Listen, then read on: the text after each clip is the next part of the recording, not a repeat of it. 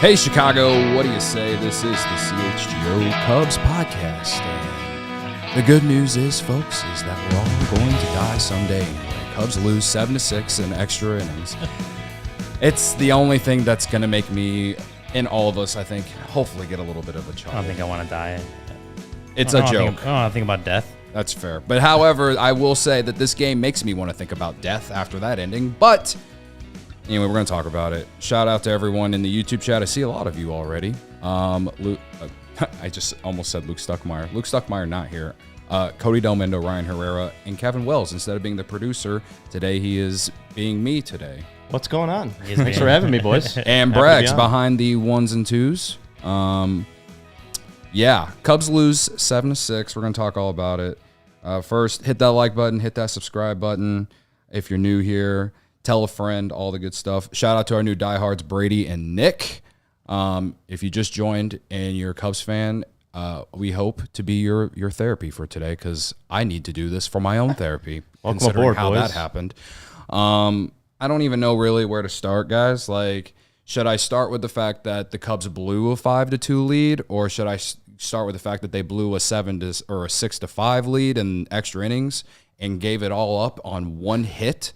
I guess the actual good news. The actual good news is that they split the series and they didn't lose the series. Like that's honest. Like that's the actual good news. Like this isn't a bit.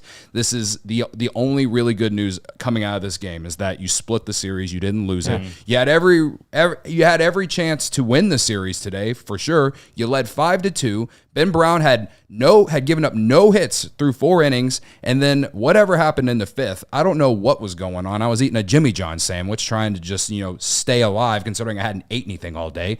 And then as soon as that happens, we just start giving up hits. We start giving up runs. Keegan Thompson comes in, decides that today's going to be the day that we're going to give up the first runs of the year. I think we should start here. I think we should start with it's a regular season game. They had a great first month of baseball. Extra inning games have not been their friend, and the bullpen is kind of reeling a little bit right now, and the offense is reeling even more without their 2 best hitters. And you went up against a guy in Adrian Hauser today that is one of the worst pitchers in baseball. Scott right now has the highest exit velocity of his career, highest barrel percentage of his career, and you couldn't get the ball in the air until Michael Busch's double. I mean, they put the ball on the ground a lot. They struck out a lot. But it's a regular season game. You split the series against a scrappy New York team that's going to kind of be hanging around all year. I think that's where we start with this, is a little bit of perspective. It is a frustrating loss. Step out, it's not Cody. the end of the world. No. Take a step out. We need to yell about the entire game, one whole game, and just completely yell about it. They are a game out of first. Just kidding. Which stinks. Well, I am annoyed because you blew. I think most people are upset about how the game ended, but I'm more upset that you blew a 5-2 lead.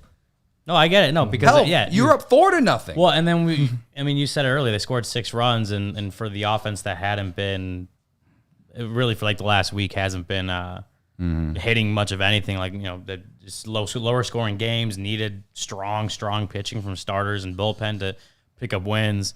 It was a better day at the plate for the Cubs, and like PCA at the bottom of the order getting a couple hits and the RBI, I believe. Morel hitting that home run. Michael Busch actually had 2 hits today, which is, considering where he's welcomed, kind of been at, like it's a good sign for him. So guys stepping up. Nico 1 for 4, but had 2 walks. So like guys stepping up, having better days. You had a 5-2 lead, and then obviously Ben Brown gets touched up in the 5th. Taken out. Keegan actually gets out of that pretty well, but then he got Alonso. And then he can't hold the lead. I think it was Lovelady came in next and gives up the tying run. So that was charged to Thompson. Yeah. So but then he was better when he opened the inning. The next inning, I thought I thought him and Almonte were good. Nearest clean 9th inning, right? 1, 2, 3 9th inning. I think we were all kind of mind blown. And then Palencia was good in the 10th inning too. As far as like how the game ended, I've said this many times. The extra innings rule, the man on second. Yeah. I love it when it works out for the Cubs. When it doesn't work out for the Cubs, I hate it. It's a very much love-hate relationship for me. I mean, because it makes the game more intriguing, more exciting in some aspects, and it makes the game go by faster. But also, how outside of Palencia hitting Bader, the tying run wasn't Palencia's fault. It's just a rule in today's game. And again, like I said, I have a love-hate relationship with it. A lot of people just hate it. A lot of people are fine with it. I don't really have an opinion. It gives me anxiety. That's all it does, really. And when the Cubs win because of it, cool, yeah, great, right? Yeah, that's all I got for you. The extra inning rules. It's hard. It's hard on road teams, right? Because home teams, you got something to aim at. You got a target, and I think that the Cubs have genuinely, with their bullpen struggles so far this year, that was not a good spot for them to be in. And we kind of all said that in the ninth inning. Well, especially considering, Leiter wasn't going to pitch today. He pitched 3 of the last 4 games. We talked about yesterday, he's probably your most trusted reliever in that bullpen right now. You're not using ALLCITY either. Yeah, ALLCITY's not in there. He just pitched Tuesday. And you're not using him regardless in that situation. Yeah. Neris pitching on, he pitched last night, obviously, and then that was his 3rd in 4 games, and he had an extra really good inning to send it to extra. So that was a good sign from him. But Almonte did pretty well. He had 1, 2, 3 innings, I believe. So they were good late in the innings. The bullpen was actually good late in the innings. The only time they gave up runs was the 11th inning. And if you want me to move past or not complain about Palencia giving up the run, I'll complain about not being able to get another run in after Madrigal hit the double in the top half of the inning. Yeah, and I will, in some aspects, blame the umps, which I see some comments in there complaining about the umpire, who was terrible today. Yeah, the strike zone was rough today. Swanson came up to pinch hit right after Madrigal hit that double, and he struck out on a really, really bad call by the umpire. He was consistently bad today. And now I'm not saying because of that, that's why they didn't score, and I'm not even using it as an excuse. It's just more of if he doesn't strike out because of that inning, the momentum that they had in that moment, it doesn't go away. Because as I think we've said before, when it comes to extra innings, it's great to get the 1 run, but it's always better to get an extra run after that because of the bottom half of the inning. You know that they're also going to have the man on second too. So the fact that they couldn't get another run in after Madrigal, he was the first batter of the 11th inning.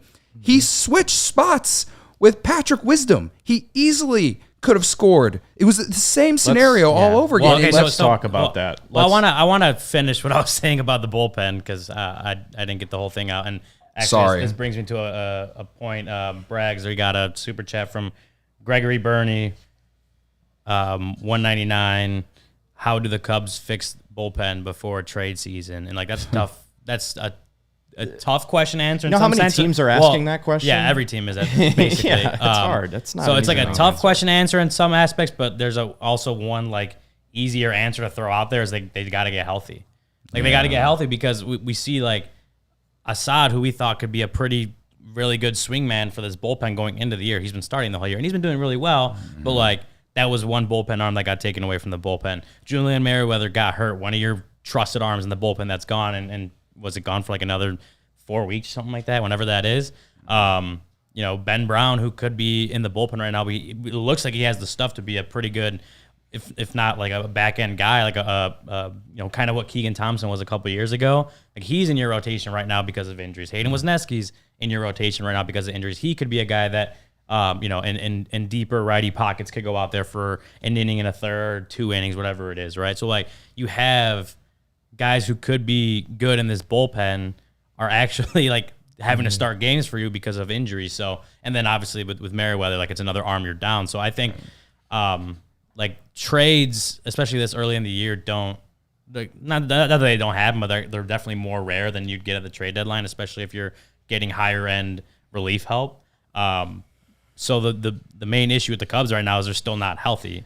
And once Steele might come back on Monday, that's going to push someone potentially to the bullpen. Wicks is eligible to come back next week, and from everything we've heard, I believe they're hoping it's a minimum stint. He'd push someone obviously back to the bullpen. So getting healthy is going to be your number one avenue right now because I just in baseball in general, teams aren't making big trades for relief help on May 2nd. It's just not how kind of things work. I mean, they obviously could address it in the that amount way, of names though you drop in that, it's yes, no doubt when they get Steele back, that's going to help. You're going to be able to push a guy back, but are you really going to take Assad out of the rotation right now? I don't think so. It might not even be Assad. It could be Ben Brown. It could be Wisniewski. But he's still kind of raw and unproven. He had a pretty good couple. It is a question of talent too. I do think that it is a talent. Without Julian Merriweather in there, well, he would have been. It is a question of talent and how the bullpen was built, but you're not getting the most out of them right now. ALLCITY's been a complete disaster.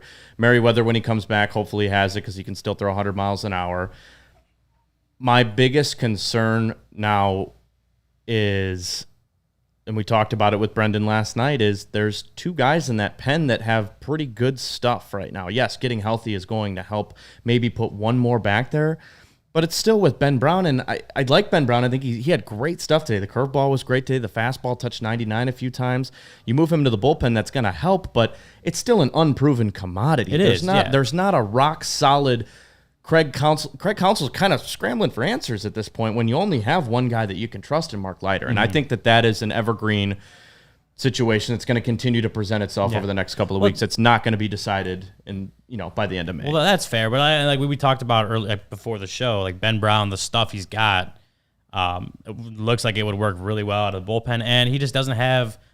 I think I was just 12 looking, swing and miss for Ben Brown today, man. Yeah. So before today, he'd only faced 3 guys a third time through the order, like prior to today, and then I think he faced a few guys obviously today. So he just doesn't have a lot of experience third time through the order. Maybe he builds up to that.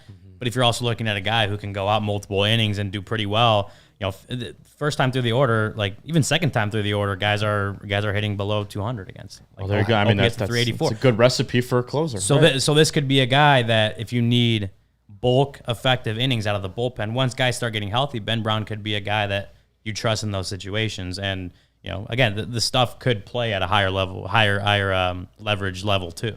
So, I mean, I know everyone's mad at the bullpen.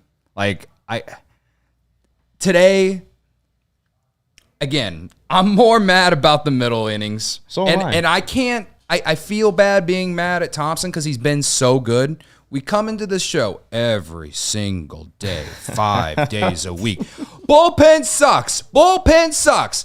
We get it. I understand. All right. But the guys that everyone is worried about were actually good today. No. You can't blow a 5-2 lead whenever you're trying to win a series, man. And I'll tell you, it was, you tweeted it. You tweeted it. The Keegan Thompson, that error really hurt them. That inning. The error that would have been, they would have gotten out of that inning. And the thing is like this. Maybe Thompson's own error. Yes. His own error is not the reason that he gave up all those runs. He just simply wasn't that good today. The point is that the offense, even though you're up 5-2, the fact that nothing happened after that until the 11th inning, to me, is probably the biggest takeaway out from this, even though I felt like the offense was at least significantly better than it's been over the last week.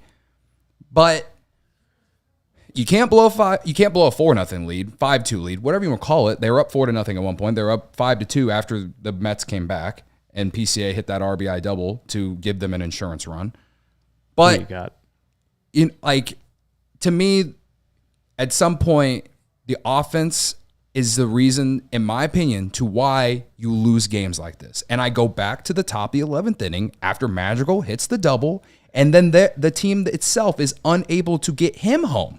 You had a lead-off double to get the lead because of the ghost runner, and then you're unable to score Madrigal with two more chances? Couldn't even move him over. No exactly. Outs. And I know the Dansby strikeout was part of it, right? Too. And again, took a bat out of his hand, there's some Mets fans in the chat that are telling me or us to not complain about the umpires because they're still salty about yesterday. Read the rule book, guys. Go read the rule book.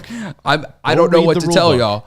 I'm not arguing about plays at the plate. I'm arguing about balls and strikes that were also not going your way too. Right. So but the point is whether you want to blame the umps for Swanson strike out there in the 11th, either way, you still had 2 more chances to get Madrigal home after that. And the fact that you couldn't do it, it's just it's kind of like the icing on the cake of the frustration of the offense for me since Bellinger and Seiya went down. We got some ads to read, and then we'll get going. We'll continue this conversation in the second segment. The good news also today is I won the one bet that I placed, so credit to me. Shout out to Circa. There you go. I placed that bet on Circa. There you go. Let's go. All right. Sometimes you got to take the little things. All right. 3 reasons I love Circa. Games will strive to be a -110 split on the Circa Sports menu, unlike other sports books, which may use -115 or -120 splits. Circa Sports keeps as little money as possible on large market bets, especially compared to other books. Circa Sports does not limit players based on their winnings. Every player has the same limits, unlike other books who do limit winning players. They encourage bettors to actually download other sports betting apps and that are available to compare the lines from each sports book. And then finally, the other thing that I really love about them is when you have an issue, sometimes we all have issues. Maybe the app's just not working, or maybe you just did something on accident and you want to change something. All you got to do is, contact them yourself. You don't have to even they don't use chatbots. That's the one thing. You literally can just email them and they'll fix things for you in a timely fashion. All aspects of their app are being ran by the same team at the Circa Sportsbook at Circa Resort and Casino in Las Vegas. So download the Circa Sports Illinois app at circasports.com/Illinois-app to sign up today.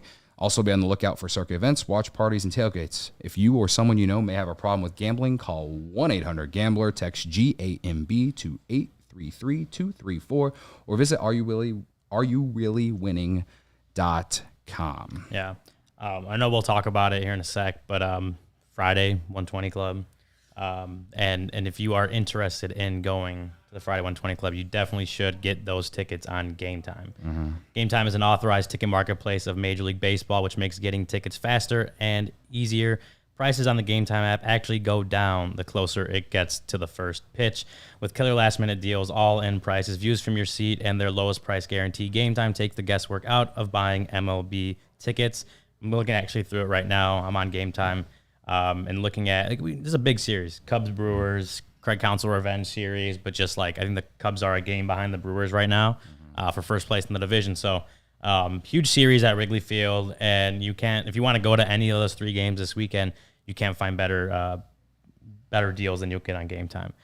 You look through the Game Time app. One of the features I really like to look at is the views from each seat in the ballpark, where it has wherever you're sitting. If you've never been to Wrigley Field before, or you just never sat in that section, if you actually click on the seat, it'll show you exactly what your view of the ballpark would be. So I think that's a huge thing for just any venue that you've never been to, and getting a good look at what's your view of what concerts, baseball games, football games, whatever it is, getting a view of what your view will be when you actually look at that. They got last-minute deals. Save up to 60% off buying last minute for sports, concert, comedy, theater, and more. Flash deals. Save even more with exclusive in-app deals on select seats ahead of the game or event. Game Time actually shows you all-in pricing, so you toggle that feature. Shows you the total up front with no surprise fees at checkout. I already talked about the seat views. They give you a panoramic view from your seat in the app before you buy.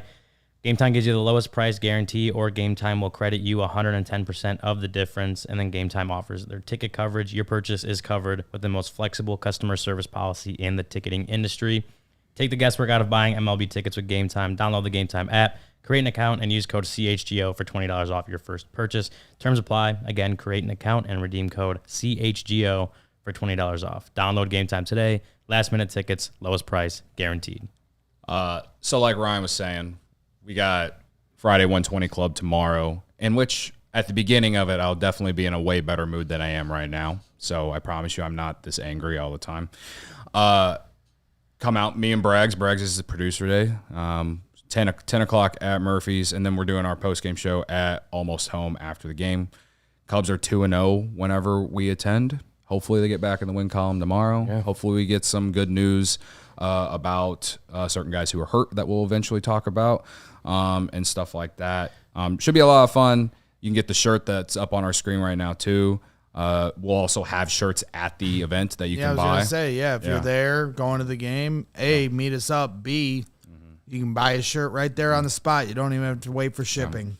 Right. And a lot of people ask, like, can we come hang out even if we're not sitting in the bleachers? Like, yeah. There was multiple people who came to the last one who had seats in the grandstand, and they just wanted to come say hi and tell us, either how much they love the show or whatever, stuff like that. And we appreciate that, Come to Murphy's, have a drink, and then Almost Home, the live postgame show. Exactly. All ages welcome. Exactly. I'm looking forward to it. It'll be my first time joining you guys on Friday, so I'm gonna hop out there after work tomorrow. So awesome. I'm looking forward to it. I'm looking forward to meeting everybody. Is Barb gonna be there? I hope so. I've been trying to put a face to Barb for the last year and a half.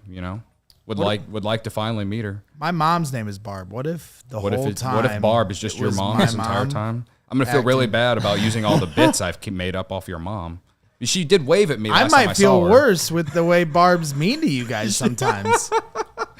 All right, so Chris, we were talking about the offense before going into the break. Christopher Morel provided the power for today's game, presented by Illinois pork producers. Savor the flavor, savor the gains, and celebrate any occasion by enjoying the best pork produced by Illinois pig farmers. Elevate your protein game and lean pork, a powerhouse of natural goodness. Savor the flavor, savor the gains, and celebrate any occasion by enjoying the best pork produced by Illinois pig farmers. From your sausage and bacon for breakfast to pulled pork or juicy chops hot off the grill, it's an entire season dedicated to pork and the people behind the product, paid for by the Illinois pork producers. Generations of commitment. All right, so I saw some reaction after my little tangent I went on. I understand that if you score 6 runs, you should win the game. But that's the thing. That's the point that I'm making about how they led 5-2. And I could yell and scream about Keegan Thompson, but he literally hadn't give up an earned run all season until today. So it's hard for me to go in on him. All right. Lovelady, okay, yeah, he was like a minor league signing, and he's the one who gave up the other run that tied the game.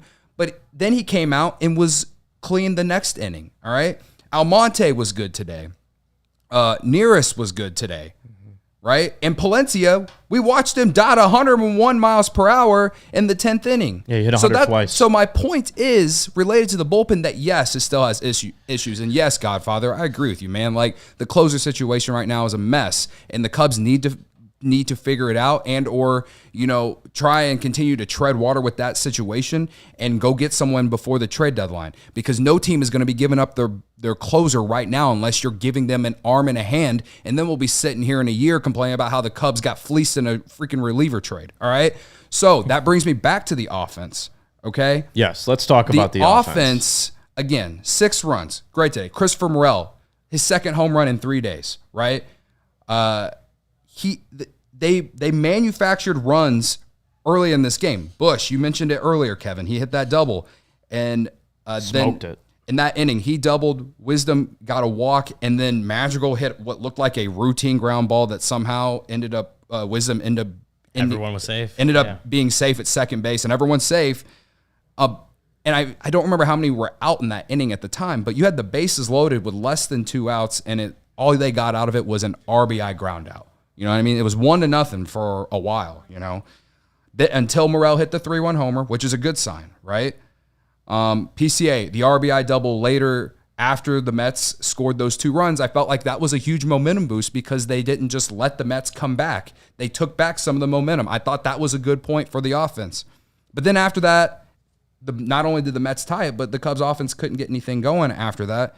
And again, I already touched on the 11th inning, the top of the 11th inning, so I won't say it all again. Mm-hmm. But there's those late innings where I felt like you had some opportunities. Maybe you need to get more. You just simply need to get more in a close game like that with the way that game was going. There were too many balls on the ground against the starting pitcher, a guy who gives up a lot of hard contact. That's a good point. You only had 4 hits against the starting pitcher. I know you put up 3. Ryan and I were kind of going back and forth on this earlier. I know you put up 4 runs against him. That's not good enough, in my opinion, against considering Adrian how Hauser. bad he hadn't. I know the offense is scuffling. The root cause of this problem and this team's issue right now, yes, the bullpen is great. I know that's the scapegoat. But Dansby Swanson and Ian Happ, the guys who you really, really need to hit. Dansby didn't play today, had the day off, came in pinch hit. We know that. You need those guys to not hit below league average. And right now, both guys have WRC pluses in the 90s. They're not hitting. They're striking out a lot. Hap took a couple walks, but that's not enough. And that's not enough. That's my point, though, that I made the other day about how Hap is better in a leadoff role situation because you have guys behind he is not a run producer. He is good at getting on base. And like that goes back to what Ryan was talking about with the injuries. Of course, at that time, you're talking about the injuries in the bullpen. Now I'm talking about the injuries in the lineup. Right. That's it's like missing. It's all a problem. Right. It's all a problem. Missing Cody Bellinger and missing Seiya Suzuki is huge because guys are put into roles that they're not used to producing in, or that they just proven over time that they're not this or that. How many more replies to CHGO Cubs tweets am I gonna have to read about Ian Happ being awful? And it's today. It's like it's eye rolling today because it's like he got on base twice and even stole a base, and people are still saying this. But to your point, Kevin, you are correct. He's got to, in the role that he's being forced to put it, he's got to do more. There's no doubt about it. He has to. But again, he just has never done that. He's never been a run producer. He's always been a guy who gets on base, gives you good at bats, and has a weighted runs created anywhere between league average and 20% above, somewhere in that range, which a lot of teams would love to have, but they would use Ian Happ in a complete different situation. That's the issue with the Cubs right now is because of these injuries and stuff right now. And again, I'm not trying to blame injuries and stuff, but that is the fact of the matter. And so there's another big issue with this team too, and it is the guy that they have playing a lot of third base, not Morel, the other one. No, I know he's legitimately a liability on the base paths, and I know that. Yeah, we haven't even talked about that double, Madrigal. and that double that knocked in the run was great. Yeah, that was a clutch hit. The slide was terrible. He was up the line. The instincts not to go back and dive after you knew you didn't get touched.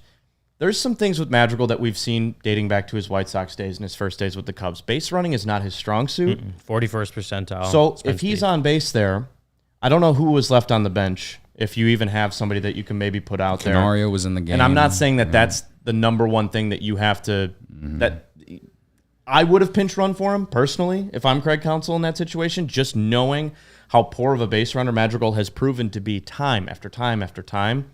Yeah. But his bat is terrible too. I mean, it's really just he's played a pretty good to great defense at third this year, but that's not enough to be playing as much as he has. And I know that a lot of that is because of injury, but man, it is such a frustrating thing when you knock in a guy, you have no outs, and the ball was hit to the right side. It wasn't hit all that hard from Tauchman, and you are out by 20 feet at the plate to give yourself a 2-run cushion.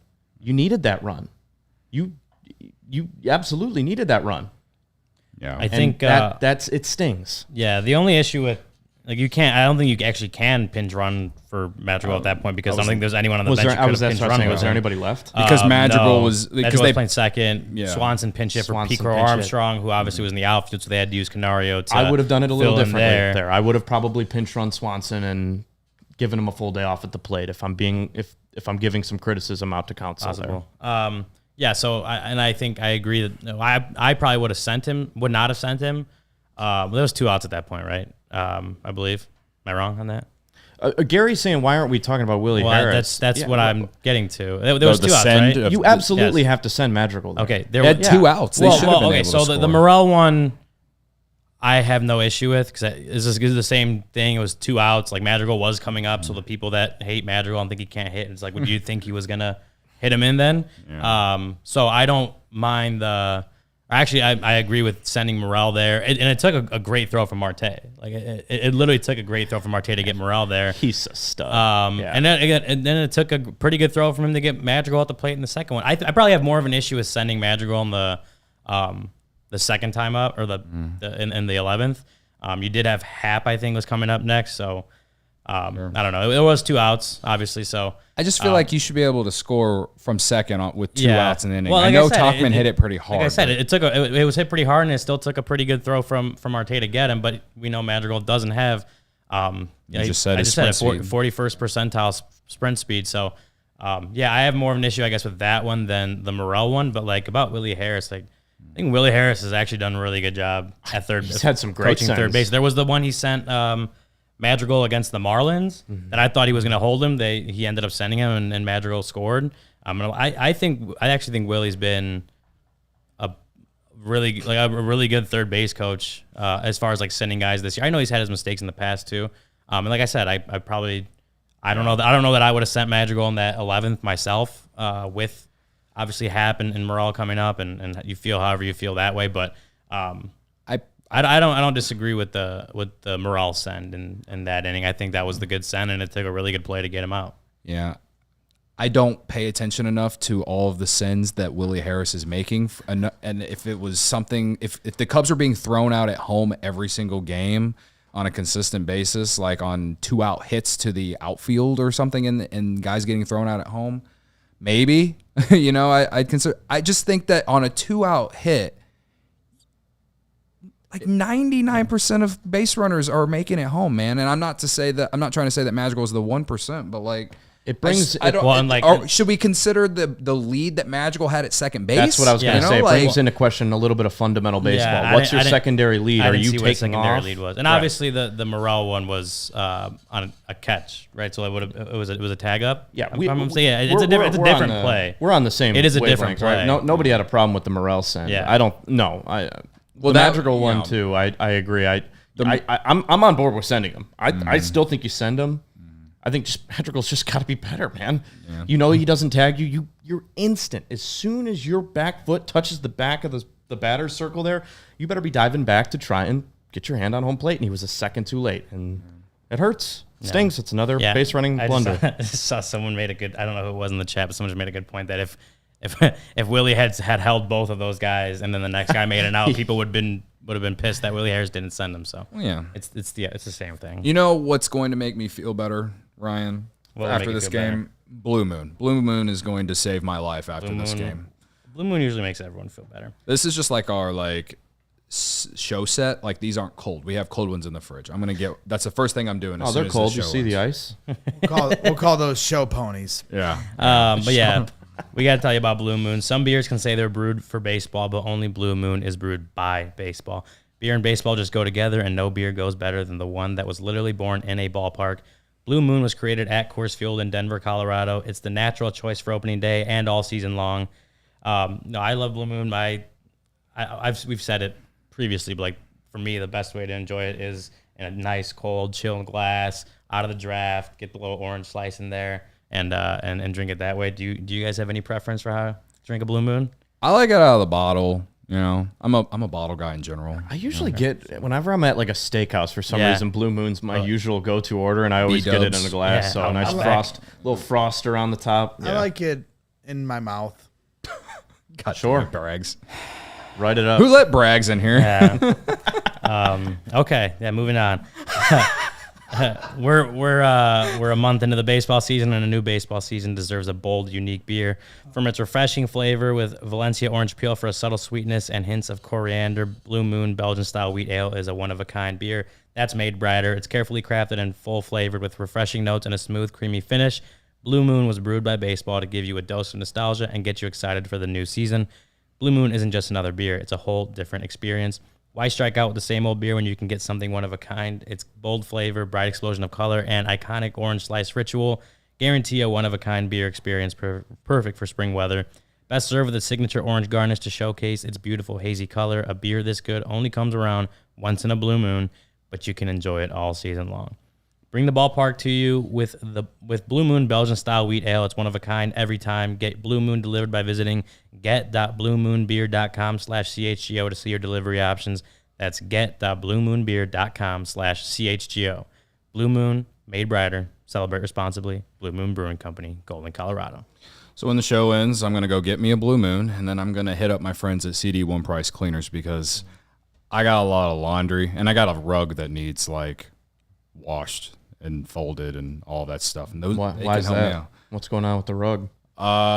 It's winter has passed, and during the winter how you just traipse in salt and stuff. Well, you were dog sitting like crazy. That too. You had 7 different dogs. Oh man, the amount of times I have to sweep my floor because of all the dog hair. The things I do for money. Let me tell you.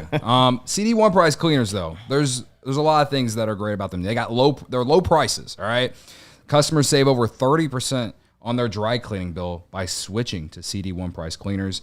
Other cleaners charge a different price for every garment type. Plus, they have upcharges, and you may pay a different price each time you visit CD1 price cleaners. At CD1 price cleaners, they charge one low price for any garment. Yep, even your sports jerseys, your Cubs jerseys, for instance. The same one low price. They have fast turnaround as well. They will have your order ready the same or next day. Other cleaners take 2 to 4 days to have your clean garments ready. They have text alerts. They'll send you a text when your order is ready for pickup. And I don't know about you guys. I hate when I get those types of alerts in my email. So when they just text it to me, to me, it's just so much easier to deal with because I get enough emails and I get enough texts, but not as many texts as emails, on a daily basis. So that's one reason to check them out. They got a wide variety of services: dry cleaning, wash and fold laundry, blankets and comforters. Like I was talking about all my laundry. That includes my blankets and comforters too. Tailoring and altercations, leather cleaning, and of course, like I said, the rug cleaning. Let me tell you, I need to get my rug cleaned really bad, honestly. So visit chgo.cd1.com.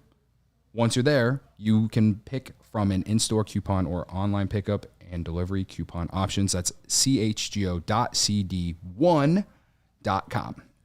All right. Did we do pork power yet? We did. We did do pork power. Did I miss it? Yeah, Okay. I started it, and that's me going back into the offense. You're right. I was like, "What are you talking about?" I was like, I don't remember if we went into it or if we just went right into Cody's the on it. Cody nailed it. I'm trying to do my best, Luke Stuckmeyer. He's on it, man. Luke Stuckmeyer will be back tomorrow. He will be at Friday 120 Club, and he'll be leading the postgame show. And he's breaking his cardinal rule by going to a game before Memorial Day. Yeah, so he is. Credit to him. Credit to him. Yeah. Credit to him. Luke is, I think we're starting to help him feel younger and get him to It took us long enough. It took 2.5 years. Keeping him young. Anyway, I guess my last 2 cents on the game itself. Does this game to me feel like one that we're going to look back on in 4 months? No. I guess in some people's eyes, they probably will, just because of how the game ended with Palencia giving up the lead, not only giving up the lead or letting them tie it, but the lead all in one play. Mm-hmm. But at the same time, to me, like in extra innings, anything can happen. And I don't hate that Palencia was out there. He was great in that 10th inning. He was throwing 100 miles per hour, and he looked like he did in Boston. The only thing I will criticize Palencia for is the fact that he hit Harrison Bader the at-bat before, like on the first or second pitch of the inning, and that in turn put the game-winning run on first base. That's the only criticism I really have for him. The whole closer situation and all of that, like, I don't know what else I can say that's any different without me sounding like I'm repeating myself. I think we all know that at some point before the trade deadline, this team is going to have to add or figure out who is the guy. Because I won't lie, even though Neris was good today, I felt like they're going to blow the game in the 9th inning. You don't feel good when he and guess what? Neris is a guy that he'll get there, I think. If he pitched more like today for the rest of the season, people will let off the gas. If I had to put my hierarchy of confidence in guys that haven't been performing that will, Neris is in that realm. He's proven I think it for years. He'll be okay. Right. Yes, exactly. He's got the track record. To me, again, like I said at the beginning of the show, the real good news is that you didn't lose the series. This would have been worse if you lost 3 or 4, especially with the one game that they lost, mainly being the reason of the offense and also that Swanson error / ALLCITY giving up the 3-run homer. But this certainly is the loss that hurts the most of this series. I mean, again, you led 5-2 in this game, and you absolutely should have won this, and they should have taken 3 or 4, and we should be 20-12 right now. Instead they're 19-13, a game back of the Brewers, and we're going to Friday 120 Club tomorrow trying to tie for first place. If you look at the expected win-loss, they're actually supposed to be 17-15. So there's your silver lining. Is they're still playing better than what the numbers say they should have been. Because that everyone pointed to that all last season. Everyone pointed to that stuff all last year, saying this team should be better, and that's not saying that that's wrong. The team should be better. David Ross should be fired because This team is underplaying what it should be. Okay, if you're going to use that last year, use that this year. They're still playing better than where they're supposed to be. Not like a ton better, but like a couple games is still a couple games at this point in the season. So I think, like you said, they split this series. It honestly could have been swept. They went 3-4 on the road trip. You wanted to do it better, yeah, but you had offense in the slump the entire road trip. Yep. Teams hurting, just injury wise. Still managed to take 3 of 7. Going 3-4 on the road trip to go home against two pretty decent baseball teams too. Yeah, teams that are going to be fighting for wild card spots. Yeah, they're 19 and 13. They're in a good spot right now, and obviously the hope is that you're starting to get some of these guys back a lot sooner than later because obviously the hope is that we'll talk about Steele right now. Like the hope is that Steele can come back. I think Monday would be the projected start, but I don't know if they're. I guess you'll have the update, but like that was like a potential outcome is that he could be ready to go Monday, but we don't know that for sure. Bellinger, Suzuki, all these guys that are hurt. The hope is that those guys can come back sooner than later. And again, while that's happening, that the team can just keep them afloat. So tonight, you mentioned Steele, but Kyle Hendricks is making a rehab start in Tennessee tonight, which for all of us who thought that this was like a phantom IL stint, which I know me and Luke did, if it really was, then I don't think Kyle Hendricks would be in Tennessee tonight making a rehab start. So maybe he really did have the back issue or whatever. All I know is, and I still believe this, I think Luke has more belief in Kyle getting back to last year more so than me. All I'm saying about Kyle Hendricks, and this show is a good example of why the Cubs need him to get back to just being a really solid number 5 so they can put some of these other guys back in their bullpen and have more, not only have more depth, but be able to have a better bullpen. Tonight is hopefully the first step of him getting back to what we know, whether it's, whatever it was. Maybe they did put him on the injured list just to give him some, let him reset all these things. Whatever you want to believe. I'm sure that was part of it, yeah. But this team needs Kyle Hendricks. I said it the other day after we were talking about ALLCITY. This team needs Kyle Hendricks to get back to just being competent, to being a guy who can help this team. So hopefully tonight is the first step in that, and we'll see what he does in Tennessee. Now, Justin Steele, he threw 3 1/3 innings in Iowa yesterday. We were going to talk about it yesterday. We just didn't have enough time. And tomorrow he's going to get back to Chicago, and then they're going to kind of evaluate there. He was interviewed after his start in Iowa, and he said that he felt good, long story short. And so I think the real positives with him is that he probably will be back sooner than any of the other guys who are actually hurt, and that'll be a big boost for the bullpen. And I think, me personally, with Steele, once he's put back in the bullpen, I think you can put Ben Brown, or once Steele's back in the rotation, you can put Ben Brown back into the bullpen, and that's the route that I would go, because I think that seems to be where they're headed. Because I think Assad has just been so consistent, and once Hendricks is back, we'll see where things are at then. But for me, I'm putting Ben Brown back in the bullpen because I just think he can be a real weapon there with the velocity, and the strikeouts he had today were good. They need more of that in the bullpen, right? So that's kind of my 2 cents on that. Sure. And then Ryan, you touched on Bellinger a little bit. They said on Marquee, and when I say they, Craig Counsell said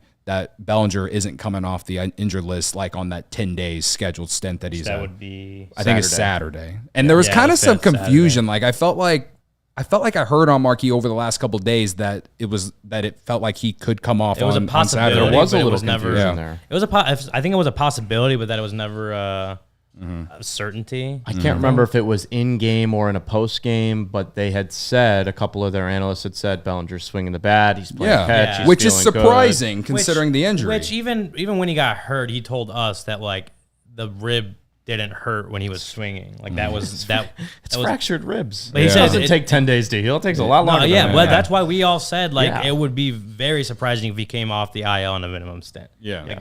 When that first came out, we were like, how is that possible? Right.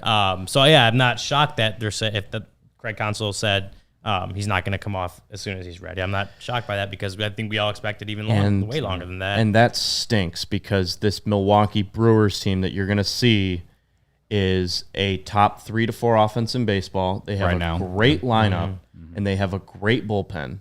The Cubs will outmatch them in starting rotation caliber, but not in those other two facets. And that's why not having Bellinger back, not having Steele back, you've missed it by a little bit. That stinks.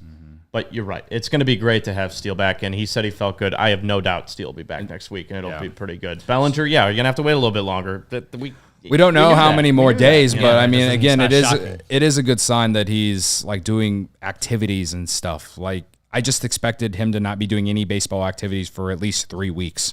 You know what I mean? And the fact that it's almost the end of his stint, and he had already started doing that, I think is a great sign. So, I look forward to when we're hopefully not talking about injuries all the damn time. And I don't want to blame injuries for why things have gone south or been so up and down, it feels like, over the last couple weeks. But when it comes to the offense, for sure, when any team that loses their 2 best offensive hitters, it's going to hurt, right? So I guess it was a good sign to see some of the young guys really help contribute today. Like PCA getting that RBI double was great. I'll tell you, man. Good to see Bush get those 2 hits as well. PCA is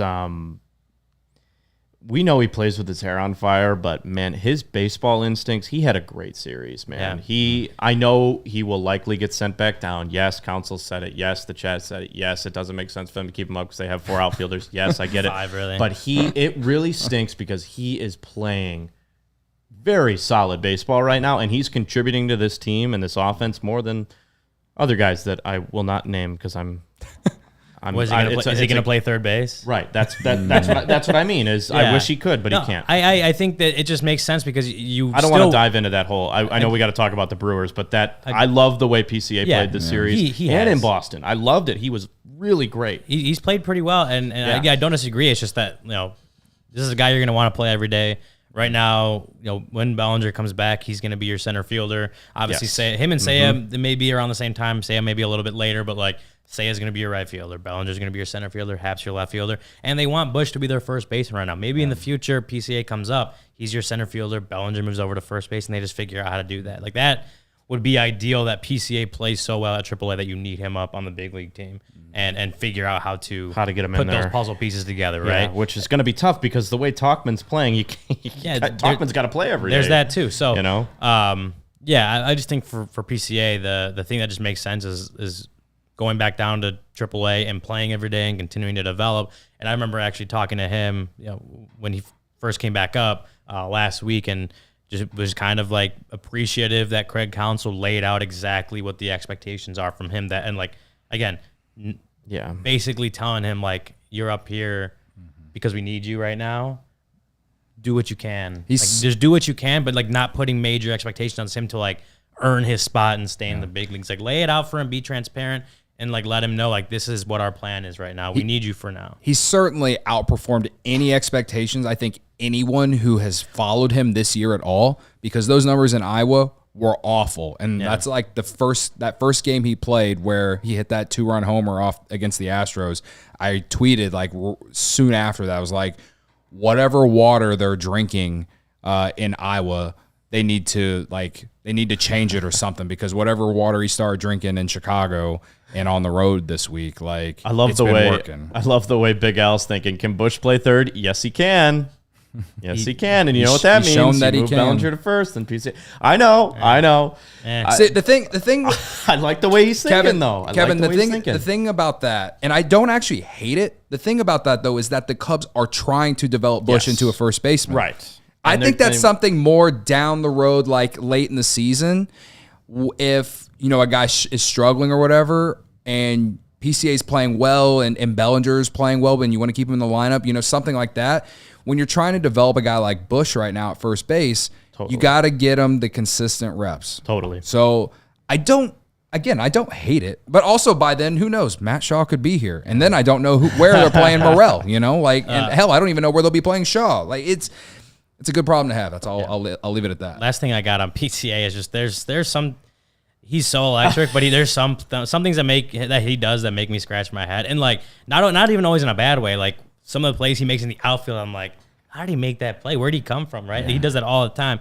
But, like, today, the helmet thing, that was I just weird. didn't understand it. And, like, saw the replay. He, like, to me, it looked like he just took it off his head, slid in, and then, like, obviously placed, like, was using it to connect his hand to the base. And, like, said on the broadcast that he should have been out. Like, they checked, it was checked to the MLB, and he should have been called out because of that. So I'm like, I don't know. It's just funny. Craig Counsell, that's something. It won't happen. I don't think that'll happen. That's something Counsell's going to say, hey, come into my office. Don't do that ever again. If I doesn't even go in the office, just be like, hey, just don't do that again. That's right. And then that ends the conversation. Yeah, literally. It's nothing to get nothing to get hung up about him. I just thought it was funny. I am very excited, though, to watch him. This series, 40,000 Friday, Saturday, Sunday, in a go for the division, a guy who does play with a lot of passion and will hopefully play a couple of these games and hopefully start. I'm very excited to see Pete Crow-Armstrong in this series. I think his value really showed, and I think it was probably the 8th inning. And unfortunately, when he came up to bat, there were already 2 outs. But he hit one back to the pitcher, and the pitcher just kind of struggled with fielding it, kind of like Thompson did. And he ended up beating it out for, I think they ruled it a hit. Just because he's so fast. Yeah. But then, like, literally the very first, it was either the first or second pitch on the next batter, PCA was on second base. And it's like, that's the speed he has. That's like he could be a 40 stolen base type guy like Nico was last year. I'm not saying this year. I'm just saying in the future, down the road, like he could be one of those guys that, you know, if he's a singles hitter, but is able to get to second base that easy, like he did on that stolen base, then he's in some ways he's getting extra base hits in his own way, you know? And I think that's where you really see the value in a guy like him. But he's also shown, again, he has shown that he can hit at this level. He's hitting better at the major league level this year than he is in Iowa. Yeah, sure. Like it's good baseball. It's just 1 week. It's just 1 week, player. but like I'm very surprised by the production he's given them in the week he's been here. And it's fun and it's great to see, and it makes me excited about the future with him. So makes me excited about the weekend. I'm excited to watch him. He feeds off the crowd. He's one of those guys. It's going to be a packed atmosphere these next 3 days. Well, we got like 8 minutes left. I guess we can preview tomorrow's series. Yeah, a little bit. Brewers coming to town like we've been talking about. Joe Ross against Hayden Wisniewski. Joe Ross 5.40 ERA for the Brewers, coming in 5 starts. 25 innings. I guess his game, I'm looking at his game log right now, his last start was against the Yankees, and that's one of those starts where the Brewers gave up a way too many runs, because the Yankees scored like 30 runs in two games. Yeah. He was part of that on April 27th, gave up 6 earned against the Yankees. Now, obviously, the Yankees lineup is a lot better than the Cubs lineup right now with Bellinger and Seiya out, but even before that, he'd been roughed up a little bit too on April 15th, gave up 6 earned. He's only had 1 start where he hasn't allowed an earned run, and that was in he must have been on a pitch count or something, because he only pitched 3 2/3 on that day. But he's shown to give up runs. I don't know too much about him, but if the Cubs are going to win this series with the lineup that they have and the injuries and stuff, like, to me, winning the first game of the series is always such a tone setter. And if they're going to actually win the series and finish the weekend in first place in the NL Central, I think winning tomorrow is probably the most important thing. Yeah, start the weekend off with a win over the Brewers. I don't disagree. It's going to be, we got Wisniewski tomorrow, right? Yes. It's going to be, that's definitely going to be worth watching how he does. I'm a little nervous. I think, was it Boston is the last pitch, and that was Sunday night game. There, obviously, you could see the lefties still wasn't looking too good against the lefties. I think the overall line ended up being fine, but you could see there's just some of those struggles against the lefties were still yeah, there were a few balls I felt like that could have gone out of the park, but they went foul. But he also had some success against lefties too, so it was a little bit of a mixed bag in my opinion. But no Christian Yelich, so we won't have to face him. Okay, I'm pretty sure he's still on the injured list. I believe so. I believe he is too. Yes. But the Brewers have they have other ton hitters of too. slug in that lineup. I mean, Rhys Hoskins is having a great start to the year. Yep. Joey Ortiz, who they got in the Burns trade, hit his first home run. He's got a couple. He's been playing pretty well. William Contreras may be the best hitting catcher in baseball right now. He's been on an absolute tear. He's definitely in the MVP race right now. I mean, he's been unbelievable. Shurio kind of fell off a little bit, but he's still fast. He still gets on base. He's not hitting for league average. He's pretty well below at this moment in time. But that Brewers lineup is no joke, man. They can hit. Bryce Trang, I expect him to really annoy me. It's gonna be a grinding series. It's gonna be a lot. The game that you watched today and that you watched yesterday, it's gonna be a lot of those games the next 3 days. I mean, they're gonna be tight games. I don't think there'll be blowouts, and it's gonna be who can have a better offense, really, because these pitchers are pretty nice. Yeah, William Contreras is hitting very well. Willie Adames hitting really well, and I forgot about Adames. They just called up Tyler Black, and he's only 2 games in, but he's already hitting pretty well in his 2 games of the Brewers. So, yeah, it's Mike Taylor here in the chat saying winning with those Brewers suspensions is going to be key. So that's the question. Well, who are they gonna get in a fight with? That's what I want to know. Who's fighting this weekend? Who's gonna fight tomorrow on Friday 120? If I were to pick a Cubs player that would somehow find themselves in a fight with like Rhys Hoskins or some crazy shit like that, it would be a pitcher. It wouldn't be any of the position players. Like. I could maybe Talkman. Maybe Talkman. Talkman's a little scrappy. Yeah, maybe Talkman. I remember Palatine Pounder. Oh, I just remember like the last home series, he almost got hit in the head, and then he stared back one of the Astros pitchers. Hold on. Say it again, Braggs. I said Palatine. He said Palatine Pounder. Brendan is not the only one that said Palatine now. Congrats to Brendan Miller. Congrats, man. Brendan. The disrespect to the Northwest suburbs. Yeah, and the day that I'm in here, too. Yeah, unbelievable. As In the day that Mike Talkman helps me win a bet. Well, I mean, Palencia almost got in a fight today with the Mets guy trying to stare him down. Yeah, Bader. Yeah. What was all that about? I think I really think it would be a pitcher for the Cubs. Maybe it's Palencia because he base. put 101 someone's back. Hey, whether it's on purpose or not, you're gonna want to fight when you get one of those in your backside. Yeah, I can't think of outside of Talkman. I can't think of a position player that would find themselves in a fight. So can't either. They got a lot of nice guys. It's gonna be. You're right though. It's gonna be this series it's gonna be fun. It's gonna be intense. It's gonna be close games. Yeah. Do the Cubs have enough? Can they scrap out a few wins? Because right now the Brewers have the upper hand. They're pretty much healthy. Outside of Yelich. And like you said, Ryan, I mean, it's going to lead up to Sunday, and it looks like Freddie Peralta is going to throw. So this is from Kurt Hogg. He writes for I think it's the Milwaukee Journal Sentinel. Yeah.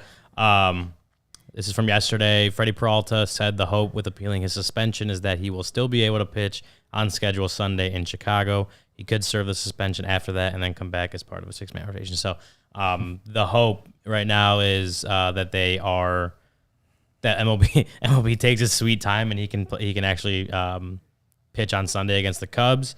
So they began serving their suspensions yesterday, Wednesday. So we'll see if they get those. They should have been suspended, Sunday, but they should have been suspended twice as many games for the weak ass punches thrown in that fight. Like my God, I personally believe that Uribe at very least should have been suspended more than 6 games. And he is also appealing, right? So he will be available for this series. Well, no, he got optioned. He got optioned after Wednesday, so he's.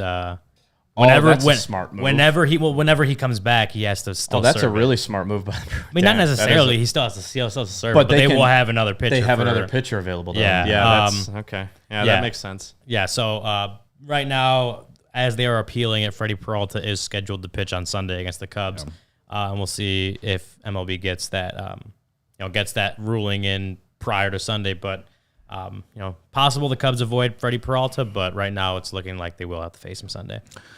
Okay. Which is a bummer. We hopefully they win. Again, Friday 120 Club is undefeated. So see you there. The power of manifestation, please come through. I've actually never been to Almost Home either. I'm looking forward to going in there. It's a really nice spot. It's a really nice spot. Good food. Good food. Good vibes and a post-game show live. Now you get it all here. That rhymed. Yeah. Who you got? Is everyone in today? Everyone made a pick today? Everyone actually made a pick today. So Luke K-Dub's took not on Nico. there, but- We forgot to put Kevin on the graphic. Blame That's Braggs. Blame you can Braggs blame for that. Braggs for Come that. on. But I don't Luke even went have- Nico, Ryan went Talkman, I went Hap, and then Brendan went Wisdom, and Corey took Bush. And Kevin had PCA. and Kevin took PCA, who had the RBI double. Hap had Two two walks RBIs. and a stolen base, but he didn't have any hits. PCA 2 hits, 2 ribbies today. I think we're going. I think PCA is the who you got winner today. No one took Morel, which is surprising. Like I guess not. I took not Morel. that surprising. You didn't take anyone, Braggs. You didn't take anyone. You got with a Joe Mama joke today. That's. I'm still riding the high of sick that of Joe you. Braggs, Mama joke. please And let the- me have this. End this show. I'm sick of you. No, I think. I think PCA is the Kevin the wins. winner. Let's go. As long as Kevin Ryan Yes, wins. sir. All right, so updated standings. First win of the year. Bush had two come on. hits. Bush did have 2 hits, but PCA had 2 with 2 RBIs. So That's fair. he And we gets my did just vote. love on him a lot. So He gets my vote. It's fine. Updated standings: Corey 3-27, Luke 7-22, myself 9-23, Brendan 7-21, and Cody 5-23. Ryan's not going to And- let these standings slip And ever Kevin again. The rest and of Kevin the Wells 1-5. I genuinely hope I'm in dead last. Even like I hope Kevin has a better record than me the rest of the year. I am all about manifesting wins for this team. That's all. I'm gonna take Hap again tomorrow. Just put it on the thing. Why do you tally the losses? Why don't you just tally the wins? That's a question that I've also asked myself in my head. I don't make the rules. I don't ask. But I think it has to do with percentages and stuff like that. Okay. Yeah, it's well, for the percentage. This is a baseball podcast. So makes sense. Anyway, It's all about percentages, Braggs. Thanks for having me, guys. This was fun. Do we have any other super chats? Yes, we do. Thank you I have for one more. reminding me. Yeah, I don't want to. Okay, so we did we do Jay? We did Gregory. Yeah. We did Gregory. I don't think we did Jay Jay Schmoove. Schmoove. Hap looks completely lost at the plate for the most part. Yeah, Yeah. I think He got a couple walks today. I think but- today was a good start in the right direction because he did walk twice. But as far as producing, like we were talking about, like I'm not going to expect him to be driving in runs. All I'm hoping he can do is to find ways to continue getting on base. He needs a little Wrigley get right. Yeah, We'll see. he Yeah. does. He does have good numbers against Ross. Yeah. He has in 8 at bats. He has 2 RBIs and a home run, hitting 250 with a 1,080 OPS. Little home cooking, little warm weather. Yeah. I'm for it. I'm not worried about Hap. Yeah. Blacktop Rodeo said $1.99. The unwillingness to bunt the ball is mind blowing. So funny how people want them to bunt now after Yeah, they complained about it's all the Time for me, bunting it's last time for year. me to leave. All the times that David Ross. No. David Are Ross we on- are we no, talking I about hate it. like in the 10th inning? What are you talking Like, about? I'm assuming that's what he's referring Probably to. talking about getting Madrigal or like over with a bunt or something. But like, who came up after Madrigal? It was We don't Swanson. stop. Swanson, who you're Stop. probably not going to bunt with, and then Jan Gomes, who you're not going to bunt with. So I don't. Was it? Yeah, it was those 2, right? Yeah. Yeah. It's. I Those- respectfully disagree with that take. I just don't like bunting. If there's No. anything that I want people who listen to this show to know about me, it's I hate bunting. Okay, that's like the number one thing. Bunting stinks. I hate bunting. There are definitely times where I can understand a bunt, like if PCA's hitting one, bunting down the third base line and beating it out for base hit. certain Okay. players, certain sure. players, certain Yes. moments, whatever. Okay. I don't know that with either of the 2 guys that came up after Madrigal that those were the guys I would Right. bunt with. And then former Giants receiver Victor Cruz. Victor Cruz, $1.99. Bullpen blew yet another game. I'm upset.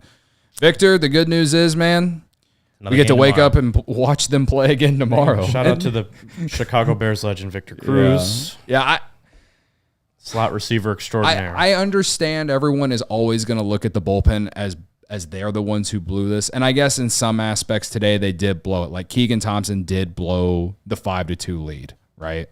But in my eyes, I'm not blaming the bullpen on this one today fully because the guys that we were all worried about were good today. Yeah. The guy that we all felt really confident in is the one who sucked today. I agree with Cody. That's bullpens. I'm like Ryan always has to tell me to make me like get back to some kind of neutral thinking. You know, bullpens are going to give up runs. And that's why, again, I go back to the offense not manufacturing more runs in the top of the 11th inning or doing anything after between like the 7th and 9th inning. So is what it is. Bullpens are volatile, especially when you just don't have any long-term like established. Did you say volatile? What did I say? Volatile? Volatile. Volatile? Is it volatile? Who knows how to say that word? Oh, how the turntable. Palatine is very known. Yeah, why don't you learn how to talk there? All right, idiot. Braggs. How about you learn how to avoid a Joe Mama joke, and we'll Threw Braggs a lob talk on that about one. it. He put it home. I love it. destroyed him on it. Okay. Well, yeah, I hope we're making you guys feel a little bit better about this game. Anyway, no show till Sunday. Corey and Brennan on Sunday. Or actually, Post-game show tomorrow. Oh yeah, right? post-game show tomorrow. I'm so used to not having a show on Friday, and now I'm promoting Friday Tomorrow, 120 baby. Club again. Friday 120. Tomorrow. Almost home. Yes. Be there. Well, Hopefully pregame at Murphy's, right? Yeah. Then game, post-game show at Almost Home. And obviously thank you to Circa Sports. Yeah, for shout out to Circa Sports for being our presenting sponsor for it. We will have a post-game show tomorrow. No pregame show, but that's because we'll be at Murphy's talking to other people who are coming out and hanging out and probably drinking a couple Blue Moons. And Love it. Yeah. Love We'll it. have a lot of fun. Looking forward to seeing everyone there that comes out. So, yeah, we'll see you tomorrow. Cubs lose 7-6 in extra innings. I'm hurt, but there is always tomorrow. We will see you tomorrow at Murphy's Bleachers and at Almost Home. Thanks for checking out the CHGO Cubs Podcast.